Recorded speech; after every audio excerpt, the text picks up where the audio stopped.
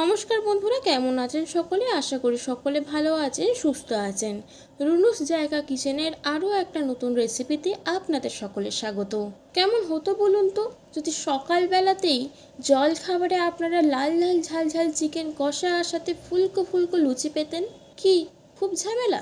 কি মনে হচ্ছে অনেক কিছু আয়োজন, অনেকটা সময় লেগে যাবে? একদমই না, একদম সহজভাবে কম সময়ের মধ্যে আমরা এই চিকেন কষাটা তৈরি করেছি। চলুন রেসিপিটা দেখে নেওয়া যাক। চিকেন কষার জন্য সবার প্রথমে আমরা চিকেনটাকে ম্যারিনেট করে নেব। তার জন্য আমরা পরিমাণ মতো চিকেন নিয়ে নিয়েছি, তাতে পরিমাণ মতো লবণ দিয়ে দিলাম। দিতে হবে 1 চামচ পরিমাণ মতো পাতিলেবুর রস, আর দিয়ে দিলাম টক দই 2 চামচ পরিমাণে। যত ভালোভাবে চিকেনটাকে ম্যারিনেট করে রাখা যাবে ততই চিকেনের স্বাদ বাড়বে।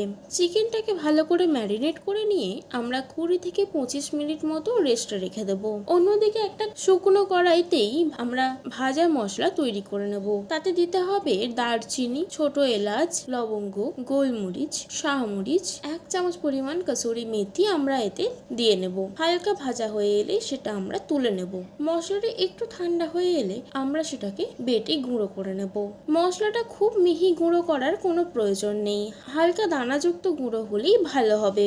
অন্যদিকে একটা কড়াই ভালো করে গরম করে নিয়ে তাতে প্রয়োজন মতো সর্ষের তেল দিয়ে দিলাম। তেল ভালো মতো গরম হয়ে গেলে একটা তেজপাতা, একটা শুকনো লঙ্কা এবং কিছু গোটা জিরে ফোড়ন দিলাম। ফোড়নের খুব সুন্দর স্মেল বের হলে কুচি করে রাখা পেঁয়াজ অ্যাড করে দিলাম। পেঁয়াজটা একবার নেড়ে চেড়ে নেওয়ার পর 1 চামচ পরিমাণে চিনি অ্যাড করে দিলাম। পেঁয়াজ ভাজার সময় চিনি অ্যাড করলে রান্নার কালার খুব সুন্দর আসে। আবারও ভালো করে নাড়াচাড়া করে নিলাম। 2-3 মিনিট ধরে ভালো করে ভাজা ভাজা করে নেওয়ার পর 1 চামচ পরিমাণে আদা রসুন বাটা অ্যাড করে দিলাম।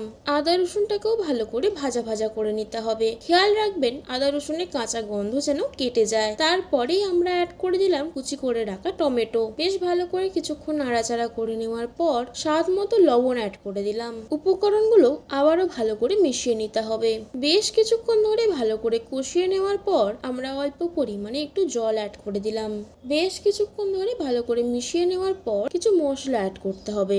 পরিমাণ মতো হলুদ গুঁড়ো, শুকনো লঙ্কার গুঁড়ো, জিরে গুঁড়ো, ধনে গুঁড়ো এবং Kashmiri red chilli powder add করে দিলাম। মশলাগুলো দিয়ে দেওয়ার পর ভালো করে কষিয়ে নিতে হবে। ততক্ষণ পর্যন্ত কষাতে হবে যতক্ষণ না তেল ছেড়ে আসছে।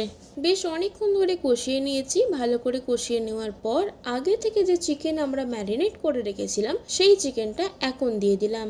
চিকেনটা যেহেতু দই দিয়ে ম্যারিনেট করা ছিল সেহেতু আমরা প্রথম 30 থেকে 40 সেকেন্ড গ্যাসের ফ্লেম লো রেখে মাংসটা মশলার সাথে ভালো করে মিশিয়ে নেব। ভালো করে মিশিয়ে নেওয়া হয়ে গেলে গ্যাসের ফ্লেম আমরা আবারও হাই করে দেব। মাংস কষানোর সময় ফ্লেম সবসময় হাই রাখতে হয়, নয়তো মাংস থেকে মাংস কষানোর আগেই জল বের হয়ে আসবে। আমরা বেশ কিছুক্ষণ ধরে চিকেনটাকে মশলার সাথে ভালো করে কষিয়ে নেব। বেশ কিছুক্ষণ ধরে কষাতে কষাতে আপনারা লক্ষ্য করবেন চিকেন থেকে অটোমেটিক জল বের হচ্ছে।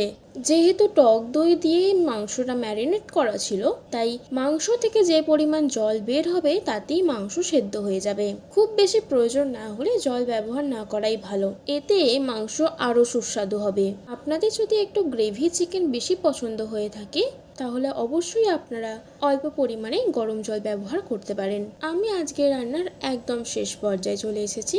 আমি সবার প্রথমেই যে ভাজা মশলা তৈরি করে রেখেছিলাম সেই ভাজা মশলাটা এখন দিয়ে দেব। দিয়ে ভালো করে মিশিয়ে নিতে হবে। আমি আজকে রান্নাতে একদম জল ব্যবহার করিনি, কারণ আমাদের বাড়ির সকলে কষা মাংস খেতে ভীষণ পছন্দ করে। লুচির সাথে কষা মাংসটাই সবার পছন্দের। চলুন তাহলে চটপট করে কয়েকটা লুচি ভেজে নেওয়া যাক। কষা মাংসের সাথে ফুলকো ফুলকো লুচির কম্বিনেশন আপনাদের মধ্যে কার কার খুব প্রিয় কমেন্টে জানিয়ে দিন। আমার আজকের রেসিপি আপনাদের কেমন লাগলো সেটাও আমাকে জানাতে ভুলবেন না কিন্তু। ফিরে আসবো অন্য আরও একদিন অন্য আরও একটা সুন্দর রেসিপি নিয়ে। ধন্যবাদ।